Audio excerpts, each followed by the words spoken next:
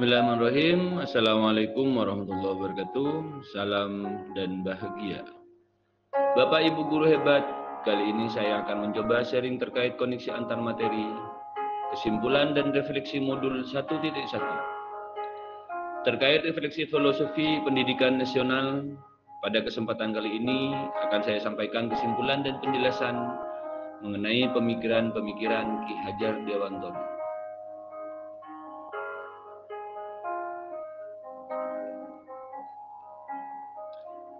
Pemikiran Ki Hajar Dewantoro benar-benar menjadi inspirasi bagi saya untuk ikut serta meningkatkan kualitas pendidikan.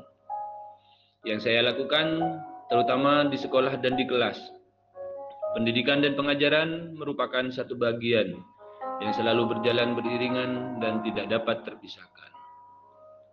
Menurut KHD, pendidikan memberikan tuntunan terhadap segala kekuatan kodrat yang dimiliki anak, agar ia mampu mencapai keselamatan dan kebahagiaan yang setinggi-tingginya, baik sebagai seorang manusia maupun sebagai anggota masyarakat. Sedangkan pengajaran merupakan proses pendidikan dalam memberi ilmu atau berfaedah untuk kecakapan hidup anak secara lahir dan batin.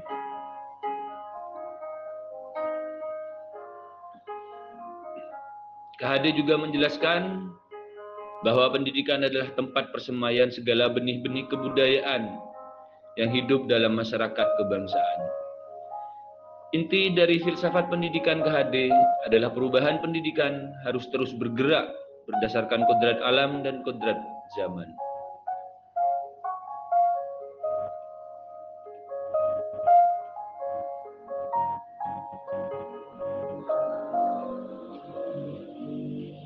Berikut ini merupakan kerangka perubahan KHD. Yang pertama berkaitan dengan kodrat keadaan, yakni kodrat alam dan kodrat zaman. Yang kedua, prinsip perubahan dan asas trikon. Yang pertama adalah kontinuitas, kedua konvergensi, dan ketiga konsentris.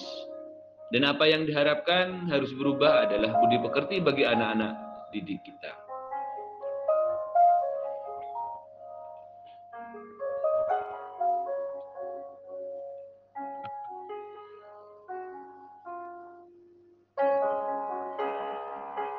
Mari kita perdalam satu persatu kodrat keadaan. KHD menyampaikan dan mengingatkan kita semua untuk tetap terbuka dan mengikuti perkembangan zaman yang ada. Namun tidak semua yang baru itu baik. Jadi perlu dijelaskan, Indonesia memiliki potensi-potensi kultural yang dapat dijadikan sebagai sumber belajar. Dasar pendidikan anak ini berhubungan dengan kodrat alam yang merupakan dan selalu berkaitan dengan sifat dan bentuk lingkungan di mana anak berada. Selain itu juga pasti berkaitan dengan kodrat zaman, yang mana berkaitan dengan perkembangan teknologi dan informasi. Artinya, setiap anak sudah membawa sifat atau karakter masing-masing. Jadi, kita sebagai guru tidak bisa menghapus sifat dasar tersebut. Yang bisa kita lakukan adalah menunjukkan dan menuntun mereka agar menebalkan sifat-sifat baiknya, sehingga menutupi atau mengaburkan sifat-sifat jeleknya.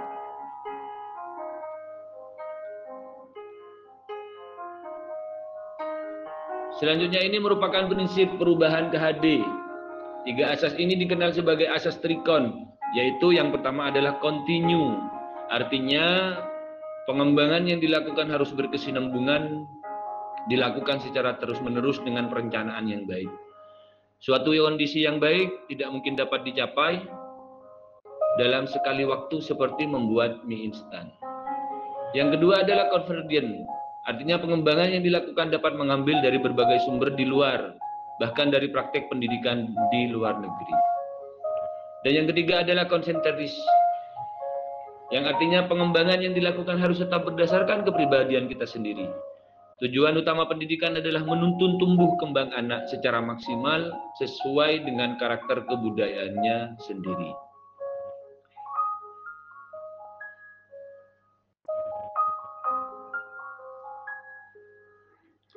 Apa yang diharapkan berubah adalah budi pekerti.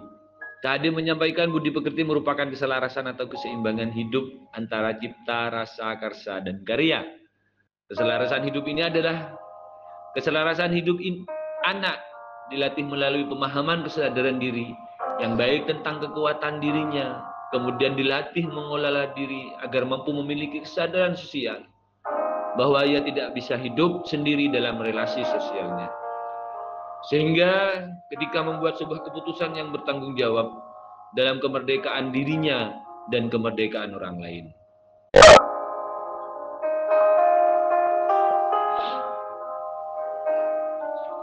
Selanjutnya KHD juga mengibaratkan pendidik sebagai seorang petani, di mana pendidik hanya dapat menuntun tumbuh atau hidupnya kekuatan-kekuatan itu agar dapat memperbaiki lakunya, bukan dasar hidup dan tumbuhnya. Hal ini dianalogikan seperti seorang petani yang menanam padi misalnya, hanya dapat menuntun tumbuhnya padi. Ia dapat memperbaiki kondisi tanah, memelihara tanaman padi dengan memberi pupuk dan air, serta membasmi ulat-ulat atau jamur-jamur yang mengganggu hidup tanaman padi dan lain sebagainya. Meskipun pertumbuhan tanaman dapat diperbaiki, tetapi ia tidak dapat mengganti kodrat padi. Padi tidak bisa diubah menjadi jagung, ataupun jagung diubah menjadi padi atau tanaman lainnya. Begitu juga dengan murid, tidak ada yang dapat mengubah kodrat anak. Tidak dapat mengubah kodrat alam anak, karena anak dilahirkan dengan kodratnya masing-masing dan dasar jiwanya masing-masing.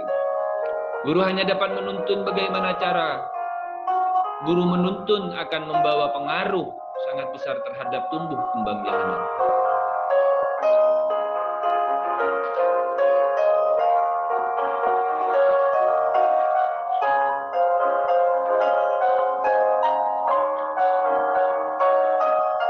Setelah mempelajari modul ini, saya telah memutuskan bahwa inilah saatnya yang tepat untuk kembali meluruskan niat dan memperbaiki sebagai seorang guru sekolah dasar.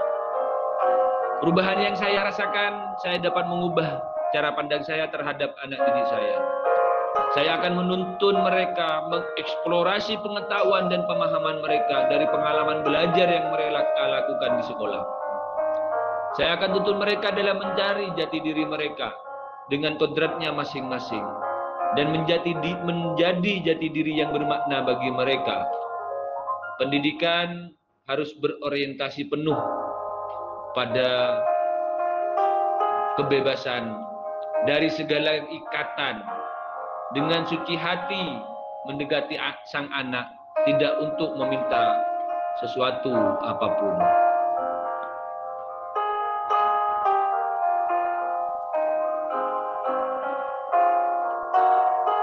Terima kasih dan sekian penjelasan dari saya. Salam dan bahagia. Salam guru penggerak, tergerak, bergerak, dan menggerakkan. Assalamualaikum warahmatullahi wabarakatuh.